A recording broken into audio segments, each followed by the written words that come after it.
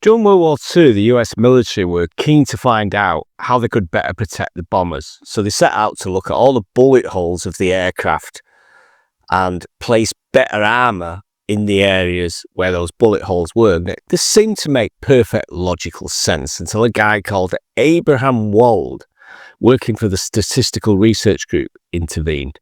He pointed out a huge problem. They were only looking at the planes that returned from missions. They were the survivors. The bullet holes on these planes were in places that could take damage and still allow the plane to fly home. It was the places that didn't have bullet holes that were more important, because it was likely that the planes that never returned had been hit there, such as engines and cockpit, and so this is a typical example of what is now called survivor bias or survivorship bias. This appears everywhere in our thinking, including dieting behavior.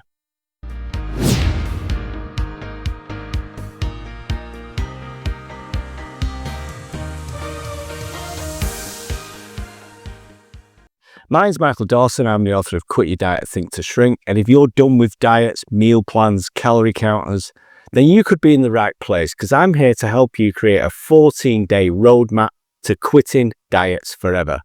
So join on my website today and you'll never pay for downloads, PDFs and audio files to help you in your journey to becoming diet-free. And look around this video. Take the 12-question quiz to help you determine your weight problem level, and of course, get yourself a guide to help you with the solution. So the story I told at the beginning of this video is about survivor bias. It's a mental construct that we see everywhere. We focus on the successes and we attach everything else. If a millionaire happens to get up at 5 a.m., then we think we could do the same and hence become a millionaire. My book was rejected 50 times by publishers and eventually became a bestseller. When in fact, there are hundreds of thousands of books rejected 50 times that never do.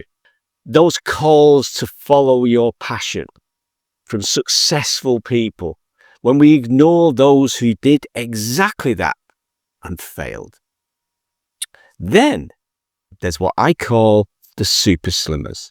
So these are the people who make incredible weight losses in a year and become the slimmer of the year, whilst we ignore those who made similar efforts with similar diets and failed. So this brings me on to the subject of today's video, when I'm suggesting that in the same way we stop looking at these super slimmers and look at those who do not diet at all.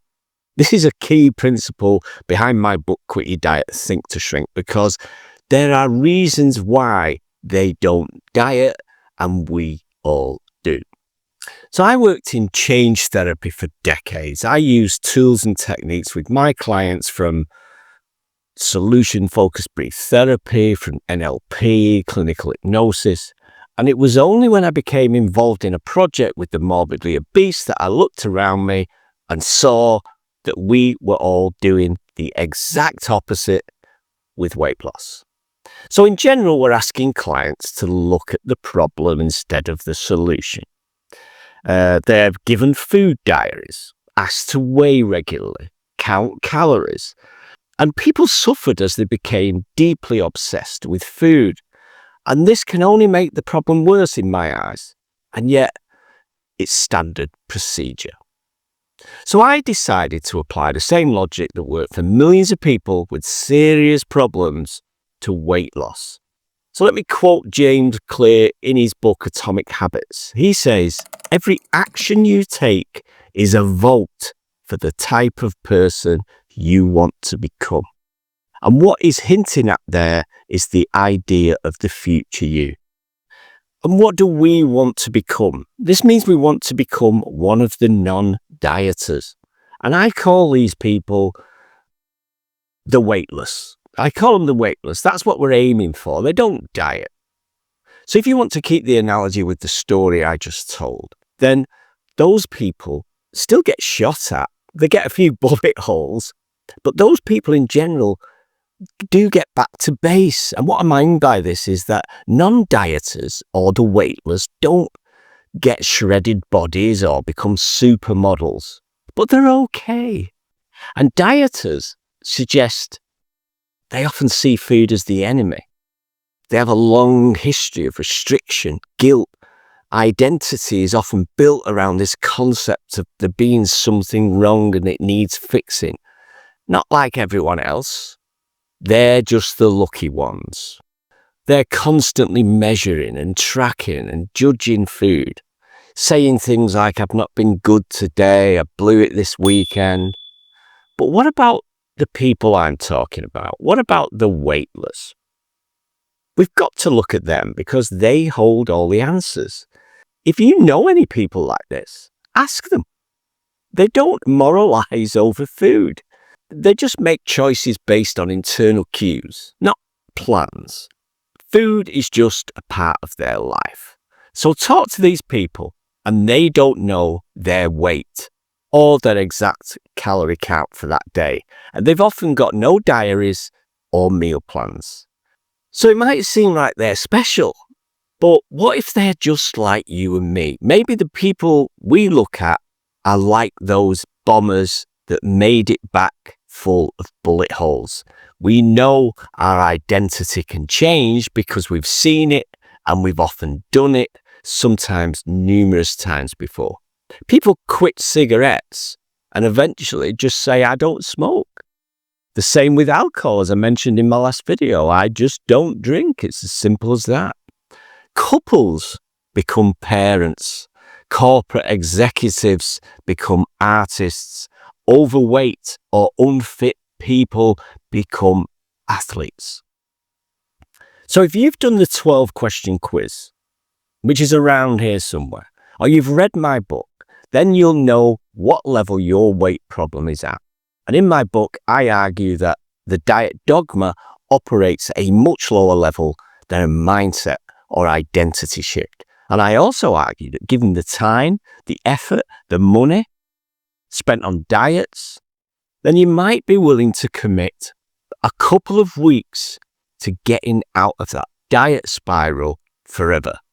And to do this, we need to use a higher way of thinking, and something I've done with my clients for decades. This video is too short to do this in detail, but if you're a member on my website, which is currently free, and if you sign up soon, it always will be to you before I close that door, you'll have access to all the tools that you need to change that mental identity. If you're not a member on my website, then there's one or two takeaways from this video that might just get you thinking. The first stage is the decision, the future you, the non-dieter. Time's going to pass, things are going to change, so why not nudge them in the right direction? There's no need to win a future Nobel Prize, go to the moon, or run 100 miles. Just become someone who does not diet. That's epic enough, don't you think? And as James Clear says in his book, start to cast votes or make decisions for that future person one at a time. Every time you skip that weigh-in because you only need to feel better, that's a vote. Every time you eat without guilt, that's a vote. Every time you stop mid-bite and just say, am I full? That's a vote. Say the right things to yourself because yourself is listening. Remember that little robot is in your head. Don't say I can't have that. Just say I don't want that right now. Don't say you've failed, but you've learned. We can also use visualization, imagining yourself a year from now. What does that diet-free person do, think, and feel? And feel is the big word in that sentence. Get closer to that diet-free person. You'll soon see that the mental chatter gets fainter and fainter. No more starting over. Great focus on living instead of managing. And I'll quote from my own book, those weightless people you know aren't obsessing over food and calories. They're thinking about different things, like playing with the grandkids, mowing the lawn, or the football results. It's just daily life. So as with most of the stuff I talk about, it's not always about diet. It can be applied to all walks of life and all walks of obstacles, but my passion is in helping people through change. And in the Quit Your Diet book, I want to help free you from diets forever. I think there's enough for you to achieve that in the members area for free. And if you sign up this week, then it will always be free to you. You will never be charged later. So my book is also available in hardback, paperback around here somewhere. I have a course that can help guide you through the process if you want to get involved. And it also includes the full colour workbook that comes along with the course. Let me close with this quote. You don't rise to the level of your goals, you fall to the level of your systems. And your strongest system is who you are. I hope you've taken something from this really short video. And if so, the best way to show your appreciation is that half a second to tap the like button, which really helps me to share this with more people just like you. And if you subscribe below, then my videos and similar videos will pop into your feed occasionally with more free hints and tips. Finally, a reminder, you can take my quick quiz or sign up on the website, and it's free forever if you become a Legacy member right now. Thank you so much for being there. My name is Michael Dawson, the author of Quit Your Diet, Think to Shrink, and I hope you'll be there in the next episode in a few days' time when I talk about that fear that we all feel when we consider throwing away that diet crutch and going it alone. Are we going to just fall over and collapse? Absolutely not. Thanks for being there. I'm going to see you in a couple of days in the next video. I'm Mike Dawson.